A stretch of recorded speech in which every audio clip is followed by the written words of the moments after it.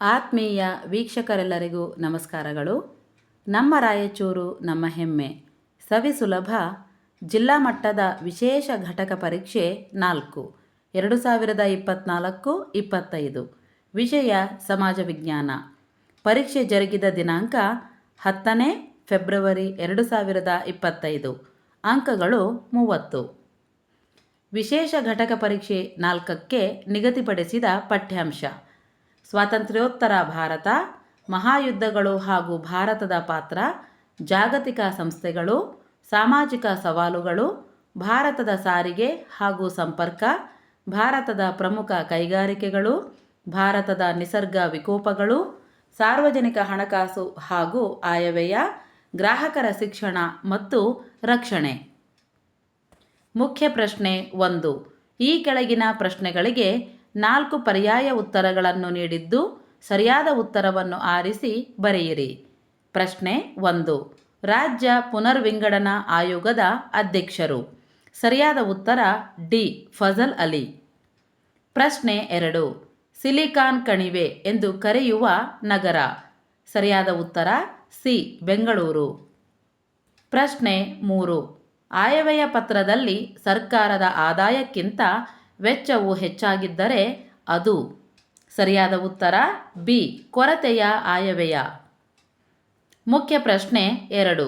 ಈ ಕೆಳಗಿನ ಪ್ರಶ್ನೆಗಳಿಗೆ ಒಂದೊಂದು ವಾಕ್ಯದಲ್ಲಿ ಉತ್ತರ ಬರೆಯಿರಿ. ಪ್ರಶ್ನೆ 4. ವಿಶ್ವ ಆರೋಗ್ಯ ಸಂಸ್ಥೆಯು ಕೈಗೊಂಡ ಪ್ರಮುಖ ಯಶಸ್ಸು ಯಾವುದು? ಉತ್ತರ: ವಿಶ್ವ ಆರೋಗ್ಯ ಸಂಸ್ಥೆಯು ಸಿಡುಬು ರೋಗವನ್ನು ಸಮಗ್ರವಾಗಿ ನಿವಾರಿಸುವಲ್ಲಿ ಯಶಸ್ಸು ಕಂಡಿದೆ. ಪ್ರಶ್ನೆ 5. ಜವಳಿ ಕೈಗಾರಿಕೆ ಎಂದರೇನು? ವಿವಿಧ ಬಗೆಯ ನಾರುಗಳಿಂದ ಬಟ್ಟೆಯನ್ನು ತಯಾರಿಸುವುದನ್ನು ಜವಳಿ ಕೈಗಾರಿಕೆ ಎಂದು ಕರೆಯುವರು. ಪ್ರಶ್ನೆ 6. ಟೆಲಿಶಾಪಿಂಗ್ ಎಂದರೇನು? ಉತ್ತರ: ಮಾಹಿತಿ ತಂತ್ರಜ್ಞಾನದ ಬೆಳವಣಿಗೆಯಿಂದ ಇಂದು ಮನೆಯಲ್ಲೇ ಕುಳಿತು ವಸ್ತುಗಳನ್ನು ಕೊಳ್ಳುವುದನ್ನು ಟೆಲಿಶಾಪಿಂಗ್ ಎನ್ನುತ್ತಾರೆ. ಮುಖ್ಯ ಪ್ರಶ್ನೆ 3. ಈ ಕೆಳಗಿನ ಪ್ರಶ್ನೆಗಳಿಗೆ 2-3 ವಾಕ್ಯಗಳಲ್ಲಿ ಉತ್ತರಿಸಿರಿ. ಪ್ರಶ್ನೆ 7. ಗೋವಾವನ್ನು ಪೋರ್ಚುಗೀಸರಿಂದ ಹೇಗೆ ಮುಕ್ತಗೊಳಿಸಲಾಯಿತು? ಸ್ಪಷ್ಟೀಕರಿಸಿರಿ. ಉತ್ತರ: 1. ಗೋವಾದಲ್ಲಿ ನಿರಂತರ ಚಳುವಳಿ ನಡೆಯಿತು.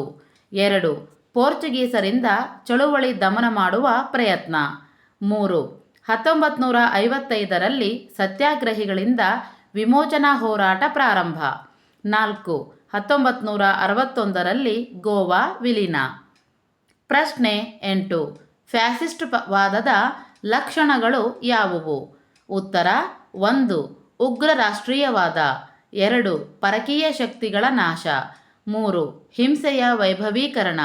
4. ಜನಾಂಗೀಯ ಶ್ರೇಷ್ಠತೆ. 5. ಸಾಮ್ರಾಜ್ಯವಾದದ ವಿಸ್ತರಣೆ. 6. ನರಮೇಧಗಳಿಗೆ ಬೆಂಬಲ. ಯಾವುದಾದರೂ 4 ಅಂಶಗಳು. ಪ್ರಶ್ನೆ 9. ಸಾರ್ಕ್ ಸದಸ್ಯ ರಾಷ್ಟ್ರಗಳನ್ನು ಹೆಸರಿಸಿ. ಉತ್ತರ: ಭಾರತ, ಬಾಂಗ್ಲಾದೇಶ, ನೇಪಾಳ, ಶ್ರೀಲಂಕಾ, ಪಾಕಿಸ್ತಾನ, ಮಾಲ್ಡೀವ್ಸ್, ಭೂತಾನ್ ಹಾಗೂ ಅಫ್ಘಾನಿಸ್ತಾನ್. ಅಥವಾ ಭದ್ರತಾ ಸಮಿತಿಯ ಖಾಯಂ ಸದಸ್ಯ ರಾಷ್ಟ್ರಗಳನ್ನು ಹೆಸರಿಸಿರಿ. ಉತ್ತರ: ಅಮೆರಿಕ ಸಂಯುಕ್ತ ಸಂಸ್ಥಾನ, ಚೀನಾ, ರಷ್ಯಾ, ಫ್ರಾನ್ಸ್ ಮತ್ತು ಯುನೈಟೆಡ್ ಕಿಂಗ್ಡಮ್. ಪ್ರಶ್ನೆ 10. ಬಾಲ್ಯ ವಿವಾಹವು ಅನೇಕ ದುಷ್ಪರಿಣಾಮಗಳನ್ನು ಸೃಷ್ಟಿಸುತ್ತದೆ. ಸಮರ್ಥಿಸಿರಿ. ಉತ್ತರ: 1. ಅನಾರೋಗ್ಯ. 2. ಗರ್ಭಪಾತ. 3. ಶಿಶುಮರಣ. 4. ತಾಯಿ ಮರಣ. 5. ಅತಿಯಾದ ದೌರ್ಜನ್ಯ. 6. ನಿರ್ಲಕ್ಷ್ಯ. 7. ಹಿಂಸೆ. 8. ಶೋಷಣೆ. 9. ಲೈಂಗಿಕ ದೌರ್ಜನ್ಯ. 10. ಮಕ್ಕಳ ಎಲ್ಲ ಹಕ್ಕುಗಳ ಉಲ್ಲಂಘನೆ. ಯಾವುದಾದರೂ 4 ಅಂಶಗಳು. ಅಥವಾ ವರದಕ್ಷಿಣೆ ಪಿಡುಗಿನಿಂದಾಗಿ ಅನೇಕ ದುಷ್ಪರಿಣಾಮಗಳು ಮಹಿಳೆಯರ ಮೇಲೆ ಬೀರುತ್ತವೆ. ಸಮರ್ಥಿಸಿರಿ. ಉತ್ತರ: 1. ಸ್ತ್ರೀಯರ ಸ್ವಾಭಿಮಾನ, ಗೌರವ, ಸ್ಥಾನಮಾನವನ್ನು ಕುಗ್ಗಿಸುತ್ತದೆ. 2. ಕೌಟುಂಬಿಕ ಕಲಹ. 3. ಸ್ತ್ರೀ ಪುರುಷರ ನಡುವೆ ಒಡಕು. 4. ಅನೈತಿಕ ಮತ್ತು ಕ್ರೌರ್ಯ ಹೆಚ್ಚುವುದು. 5. ಕೌಟುಂಬಿಕ ಸಂಬಂಧಗಳು ಹಾಳು. 6. ಮೋಸದ ವಿವಾಹಗಳು. 7. ಹೆಣ್ಣು ಭ್ರೂಣ ಹತ್ಯೆ. 8. ಹೆಣ್ಣು ಶಿಶು ಹತ್ಯೆ. 9. ವಿವಾಹ ವಿಚ್ಛೇದನಗಳು. ಯಾವುದಾದರೂ 4 ಅಂಶಗಳು. ಮುಖ್ಯ ಪ್ರಶ್ನೆ 4. ಈ ಕೆಳಗಿನ ಪ್ರಶ್ನೆಗಳಿಗೆ 5ರಿಂದ 6 ವಾಕ್ಯಗಳಲ್ಲಿ ಉತ್ತರಿಸಿರಿ. ಪ್ರಶ್ನೆ 11. ಒಂದು ದೇಶದ ಆರ್ಥಿಕ ಅಭಿವೃದ್ಧಿಯಲ್ಲಿ ಸಾರಿಗೆಯು ಪ್ರಮುಖ ಪಾತ್ರವನ್ನು ವಹಿಸುತ್ತದೆ ಎಂಬುದನ್ನು ವಿವರಿಸಿರಿ. ಉತ್ತರ 1. ಕೃಷಿ ಅಭಿವೃದ್ಧಿ, 2. ಕೈಗಾರಿಕಾ ಪ್ರಗತಿ, 3. ವ್ಯಾಪಾರ ವೃದ್ಧಿ, 4. ಉದ್ಯೋಗ ಸೃಷ್ಟಿ, 5. ಪ್ರವಾಸೋದ್ಯಮ ಬೆಳವಣಿಗೆ, 6. ರಕ್ಷಣಾ ಪಡೆಗೆ ನೆರವು. ಅಥವಾ ಭಾರತದ ಪ್ರಮುಖ ಬಂದರುಗಳನ್ನು ವರ್ಗೀಕರಿಸಿರಿ. ಉತ್ತರ ಪೂರ್ವ ತೀರದ ಬಂದರುಗಳು: ಚೆನ್ನೈ, ಕೋಲ್ಕತ್ತಾ, ವಿಶಾಖಪಟ್ಟಣ, ಪಾರಾದೀಪ್, ಹಾಲ್ದಿಯಾ, ತೂತುಕುಡಿ. ಪಶ್ಚಿಮ ತೀರದ ಬಂದರುಗಳು: ಕಾಂಡ್ಲಾ, ಮುಂಬೈ, ಮರ್ಮಗೋವಾ, ನವಮಂಗಳೂರು, ಕೊಚ್ಚಿ, ನವಶೇವಾ. ಪ್ರಶ್ನೆ 12. ಸಾರ್ವಜನಿಕ ಹಣಕಾಸಿನ ಮಹತ್ವವನ್ನು ಸಂಕ್ಷಿಪ್ತವಾಗಿ ವಿವರಿಸಿರಿ. ಉತ್ತರ 1. ಆರ್ಥಿಕ ಅಭಿವೃದ್ಧಿ ಸಾಧಿಸುವುದು, 2. ಆರ್ಥಿಕ ಸ್ಥಿರತೆಯನ್ನು ಸಾಧಿಸುವುದು, 3. ಉತ್ಪಾದನೆಯನ್ನು ಹೆಚ್ಚಿಸುವುದು, 4. ಬಡತನ ಮತ್ತು ನಿರುದ್ಯೋಗವನ್ನು ಹೋಗಲಾಡಿಸುವುದು, 5. ಆರ್ಥಿಕ ಏರಿಳಿತಗಳನ್ನು ನಿಯಂತ್ರಿಸುವುದು, 6. ಬೆಲೆಗಳ ಏರಿಳಿತಗಳನ್ನು ನಿಯಂತ್ರಿಸುವುದು, 7. ಸಮಾಜದ ಶಾಂತಿ ಮತ್ತು ನೆಮ್ಮದಿ, 8. ಸಾರ್ವಜನಿಕ ಹಣಕಾಸಿನ ನಿರ್ವಹಣೆ. ಯಾವುದಾದರೂ 6 ಅಂಶಗಳು. ಅಥವಾ ಕೇಂದ್ರ ಸರ್ಕಾರದ ತೆರಿಗೆಯೇತರ ಆದಾಯದ ಮೂಲಗಳನ್ನು ತಿಳಿಸಿರಿ. ಉತ್ತರ 1. ಭಾರತೀಯ ರಿಸರ್ವ್ ಬ್ಯಾಂಕ್ ಗಳಿಸುವ ನಿವ್ವಳ ಲಾಭ, 2. ಭಾರತೀಯ ರೈಲ್ವೆ ಗಳಿಸುವ ನಿವ್ವಳ ಲಾಭ, 3. ಅಂಚೆ ಮತ್ತು ದೂರವಾಣಿ ಸೇವೆಗಳಿಂದ ಬರುವ ಆದಾಯ, 4. ಸಾರ್ವಜನಿಕ ಉದ್ಯಮಗಳು ಗಳಿಸುವ ಆದಾಯ, 5. ನಾಣ್ಯ ಮತ್ತು ಟಂಕಸಾಲೆಯಿಂದ ಬರುವ ಆದಾಯ, 6. ವಿವಿಧ ರೀತಿಯ ಶುಲ್ಕಗಳು, ದಂಡಗಳು ಇತ್ಯಾದಿ. ಪ್ರಶ್ನೆ 13. ಗ್ರಾಹಕರಿಗೆ ನೀಡಿರುವ ಗ್ರಾಹಕ ಸಂರಕ್ಷಣಾ ಕಾಯ್ದೆಯ ಪ್ರಮುಖ ಉದ್ದೇಶಗಳನ್ನು ಚರ್ಚಿಸಿರಿ. ಉತ್ತರ 1. ಸುರಕ್ಷತೆ ಹಾಗೂ ಗುಣಮಟ್ಟಕ್ಕೆ ಮೊದಲ ಪ್ರಾಶಸ್ತ್ಯ ನೀಡುವುದು, 2. ಅಪಾಯಕಾರಿ ವಸ್ತುಗಳ ತಯಾರಿಕೆ ಮತ್ತು ಮಾರಾಟವನ್ನು ತಪ್ಪಿಸುವುದು, 3. ಗುಣಮಟ್ಟ, ಅಳತೆ, ತೂಕ, ಬೆಲೆ ಇತ್ಯಾದಿಗಳ ಮೇಲೆ ನಿಗಾ ವಹಿಸುವುದು, 4. ಗ್ರಾಹಕ ಶಿಕ್ಷಣ ನೀಡುವ ಮೂಲಕ ಜನರಲ್ಲಿ ಜಾಗೃತಿ ಮೂಡಿಸುವುದು, 5. ಅನುಚಿತ ವ್ಯವಹಾರ ಪದ್ಧತಿಗಳನ್ನು ತಡೆಗಟ್ಟುವುದು, 6. ತೊಂದರೆಗೆ ಒಳಗಾದ ಬಳಕೆದಾರರಿಗೆ ಪರಿಹಾರ ಕೊಡಿಸುವುದು. ಅಥವಾ ಗ್ರಾಹಕರು ಗ್ರಾಹಕ ನ್ಯಾಯಾಲಯಕ್ಕೆ ಸಲ್ಲಿಸುವ ದೂರಿನಲ್ಲಿ ಇರಬೇಕಾದ ಮಾಹಿತಿಯನ್ನು ವಿಶ್ಲೇಷಿಸಿರಿ. ಉತ್ತರ 1. ದೂರುಗಳು ಲಿಖಿತವಾಗಿರಬೇಕು, 2.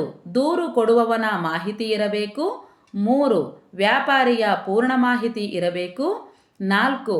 ನಷ್ಟದ ಮೊಬಲಗು ನಮೂದಿಸಿರಬೇಕು, 5. ರಸೀದಿ ಲಗತ್ತಿಸಬೇಕು, 6. ನೋಂದಾವಣಿ ಶುಲ್ಕ ಇರುವುದಿಲ್ಲ, 7. ಗ್ರಾಹಕನೇ ವಾದಿಸಬಹುದು, ವಕೀಲರು ಬೇಕಾಗಿಲ್ಲ. ಮುಖ್ಯ ಪ್ರಶ್ನೆ 5. ಈ ಕೆಳಗಿನ ಪ್ರಶ್ನೆಗೆ 8ರಿಂದ 10 ವಾಕ್ಯಗಳಲ್ಲಿ ಉತ್ತರಿಸಿರಿ. ಪ್ರಶ್ನೆ 14. ಚಂಡಮಾರುತಗಳ ಪರಿಣಾಮಗಳನ್ನು ಮತ್ತು ಮುನ್ನೆಚ್ಚರಿಕೆಯ ಕ್ರಮಗಳನ್ನು ತಿಳಿಸಿರಿ. ಪರಿಣಾಮಗಳು: 1. ಅಪಾರ ಸಾವು ನೋವು, 2. ಬೆಳೆಗಳ ನಾಶ, 3. ಜನಜೀವನ ಅಸ್ತವ್ಯಸ್ತ, 4. ವಿದ್ಯುತ್ ಕೊರತೆ, 5. ಸಾರಿಗೆ ಸಂಪರ್ಕ ಅಸ್ತವ್ಯಸ್ತ, 6. ಆಸ್ತಿ ಹಾನಿ, 7. ಸಾಂಕ್ರಾಮಿಕ ರೋಗಗಳು, 8. ಜಲರಾಶಿಗಳು ಲವಣಯುಕ್ತ.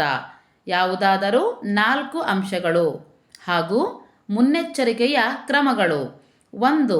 ಜನರನ್ನು ಸ್ಥಳಾಂತರಿಸುವುದು, 2. ಸಾರಿಗೆಗಳನ್ನು ಸಜ್ಜಾಗಿರಿಸುವುದು, 3. ಮಾರ್ಗಗಳನ್ನು ಬದಲಾಯಿಸುವುದು, 4. ಜನರಿಗೆ ನಿರಂತರ ಮಾಹಿತಿ, 5. ಸೇನಾ ತುಕಡಿ ಸಿದ್ಧತೆ, 6. ಸಿಹಿನೀರು ಮತ್ತು ಉಡುಪು ಸಂಗ್ರಹಣೆ, 7. ಔಷಧ ಮತ್ತು ವೈದ್ಯಕೀಯ ನೆರವು. ಯಾವುದಾದರೂ 4 ಅಂಶಗಳು. ಮುಖ್ಯ ಪ್ರಶ್ನೆ 6. ಭಾರತದ ನಕ್ಷೆ ಬರೆದು ಕೆಳಗಿನ ಸ್ಥಳಗಳನ್ನು ಗುರುತಿಸಿರಿ. ಎ.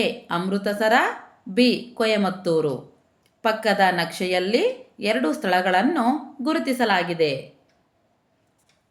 ನೀವು ಯಶಸ್ವಿಯಾಗಬೇಕಾದರೆ ನಿಮ್ಮ ವೈಫಲ್ಯದ ಭಯಕ್ಕಿಂತ ಯಶಸ್ಸಿನ ಬಯಕೆ ಹೆಚ್ಚಾಗಿರಬೇಕು.